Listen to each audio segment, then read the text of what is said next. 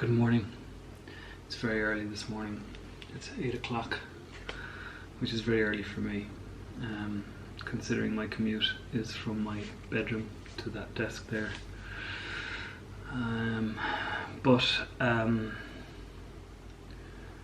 couldn't sleep, so I woke up early and I'm up. So here we are doing press-ups. I wanted to talk this morning about being true to yourself, which is a phrase that we say very often, but I find there's a lot of things we say actually to ourselves as humans that we say because it's what's said. We don't actually take on board what it means. You know, be kind to yourself, be true to yourself. And you know, even myself, you said that to me 5 years ago, I'd have poo-pooed it and said, yeah, I'm being true to myself.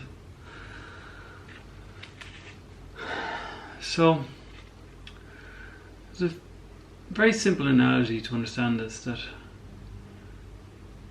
when you've got a pressure cooker on a hob and you put the heat on, if you don't have a valve that lets the steam out, the pressure inside builds and it builds and it builds and it builds and it builds, and eventually, at some point, it goes bang. And that's a bit like our emotions and our trauma. If it goes unchecked, it builds up inside us, and quite often it ends with a bang.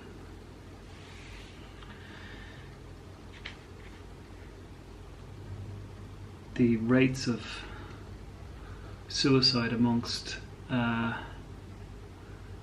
young people who are forced into conversion therapy in the States is astronomical.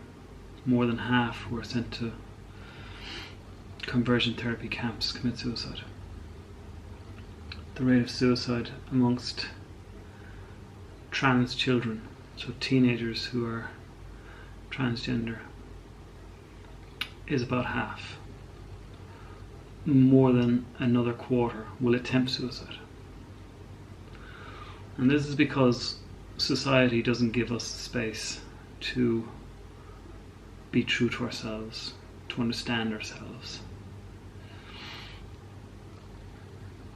There's nothing wrong with being anything different. Who you are is defined by many factors other than just how you were raised. There are inherent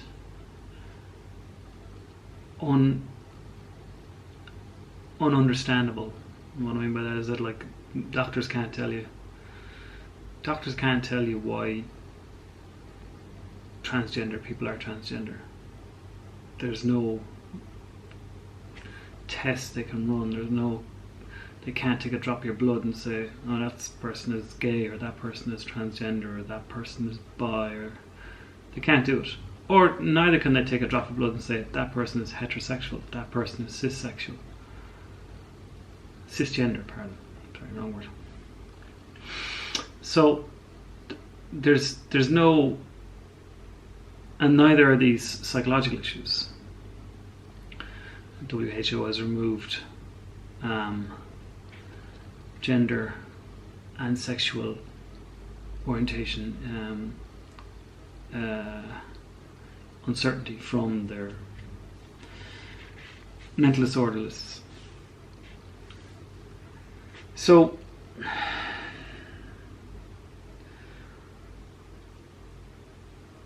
why do we try and change ourselves? We're brought up in a society that has this sense of normality, and like we said before, normality doesn't exist. We have this sense of binaries everywhere you look, boy and girl. Boys love girls, girls love boys. That's the way it should be. That's the norm. But there's nothing in life is singular. Nothing in the in the existence of matter is singular. If you break down a beam of light, it becomes a rainbow. It's a spectrum. And everybody is, be a white light for those of you that are going to be pedants about it. Everybody is, we can accept that about a beam of white light. We can accept that people are heterosexual. So why can we not accept that people might be gay? Why can we not accept that people might be transgender? Why can we not accept that people... Why do we force people who are intersex to have operations at birth? So these are all confinements placed on us by society. So the thing to recognize is that none of these confinements are real. They're boundaries, they're fake boundaries placed on us. And there's nothing wrong with breaking those boundaries. There's nothing wrong with pushing the envelope and pushing the outside of the box. And the pressure that we feel inside that causes the depression to augment, or trauma to augment.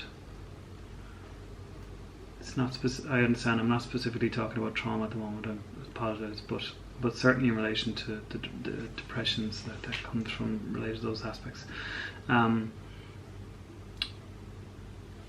The more it's repressed, the more it's denied, the more somebody says, no, I'm not gay, the more somebody says, no, I'm not trans, the more your true nature of who you are is going to push back against that, and eventually it's going to have a cataclysmic effect. It's so much, life is so much easier when you accept those aspects of yourself. And pass no apology for it. There's nothing to apologise for. There's no reason to feel there's anything wrong with you just because this is how you feel. So, don't let the pressure build up. Accept who you are and be true to yourself. Know that you're loved. Know that there are people there who will support you, always. Anyone who doesn't support you is not worth your time. Anybody who tells you you're wrong, whether it's a politician or a newspaper or a TV show, you shouldn't be looking at it. So, be true to yourself. That's my tuppence worth today. Okay.